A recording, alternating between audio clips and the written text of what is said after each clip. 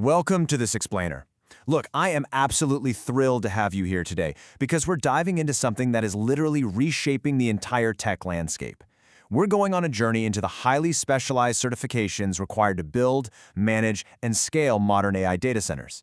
If you're in the infrastructure space, you already know the rules of the game are changing incredibly fast. So today, we're going to map out exactly how you can stay ahead of that curve by looking directly at the programs driving this whole industry forward. It really begs a fascinating question, doesn't it? Who actually builds the AI factory? The reality is, this massive shift toward high-density AI clusters has moved us far, far away from traditional IT workloads. You just can't rack and stack servers the way we did 10 years ago. This shift has created an absolute massive demand for specialized engineers who understand the unique physics, networking, and compute demands of artificial intelligence. It takes a highly trained, certified workforce to bring these AI factories online. All right, let's look at our roadmap for today.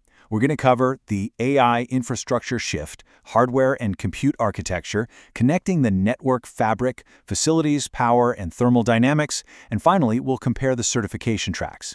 We are basically building an AI factory from the bottom up.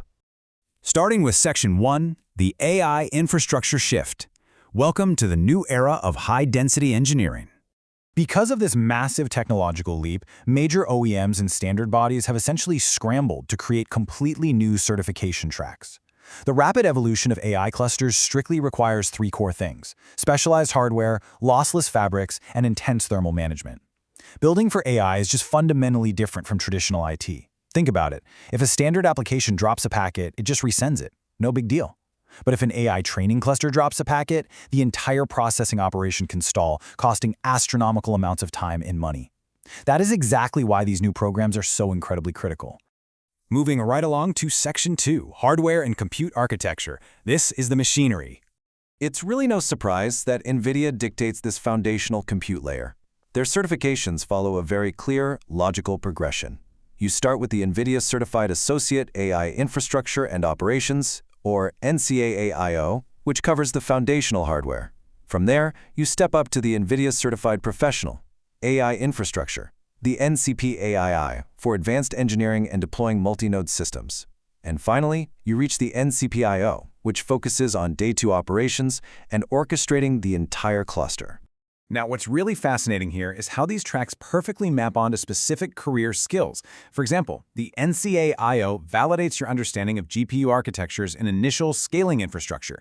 The NCP-AIO proves you can actually deploy multi-node platforms like NVIDIA's DGX, HGX, and MGX in an enterprise environment.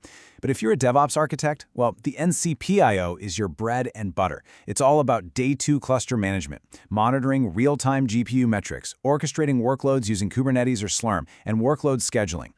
Let's move to Section 3, connecting the network fabric. Think of this as the assembly line of our AI factory. You can have the most powerful compute machinery in the world, but I promise you it is completely useless if the data can't move between those nodes instantaneously. That brings us to RDMA, Remote Direct Memory Access, and lossless fabrics. In plain terms, these are essential networking technologies designed specifically to prevent your GPUs from stalling during complex computations, specifically those massive all-reduce operations. AI clusters rely heavily on these lossless networks because a single bottleneck means incredibly expensive GPUs just sit there idle. Preventing those stalls is the primary goal of modern AI networking. To achieve that flawless network, engineers actually have a couple of distinct paths. Let's contrast two vital Cisco certifications. First, you've got the Cisco Exam 300-640 DCAI. This fits nicely into the professional CCNP data center track. It's really designed for traditional network engineers optimizing fabrics. It goes deep into Cisco Nexus switches, ROSI, which stands for RDMA over Converged Ethernet, and telemetry analysis via Nexus Dashboard. Then, on the other hand, we have the Cisco ATEC Exam 810-110. This one is geared toward technical operators focusing on hands-on infrastructure automation, AI workflows, and utilizing retrieval-augmented generation, or RAG. It's a fantastic split between pure fabric design and workflow automation. And on the other side of the networking coin, we have NVIDIA's own pure interconnect mastery track, the NCP-AIN. If you want to be a true network architect for AI, this is critical. This certification proves you understand rail-optimized topologies, It covers configuring NVIDIA Spectrum-X switches for RDMA, provisioning incredibly fast InfiniBand environments using the Unified Fabric Manager, and deploying Network Operator within Kubernetes. Honestly, it is the ultimate proof of mastery over the absolute bleeding edge of high-speed AI networking. Which brings us to Section 4, Facilities, Power, and Thermal, the factory floor. Okay, so all of this highly specialized compute and networking gear we just talked about, it has to live somewhere. And more importantly, it has to live somewhere without literally melting down, 100 kilowatts plus. Let that massive power number sink in for a second. To put that into perspective, a single AI rack at this density consumes about as much power as 75 average homes running all at once. Traditional data center racks usually consume just a fraction of this. AI hardware demands unprecedented density, meaning standard air cooling is completely obsolete. Specialized facility design and liquid cooling certifications have transitioned from being a niche luxury to an absolute mandatory requirement. To handle this massive power footprint, we look to organizations like the Uptime Institute.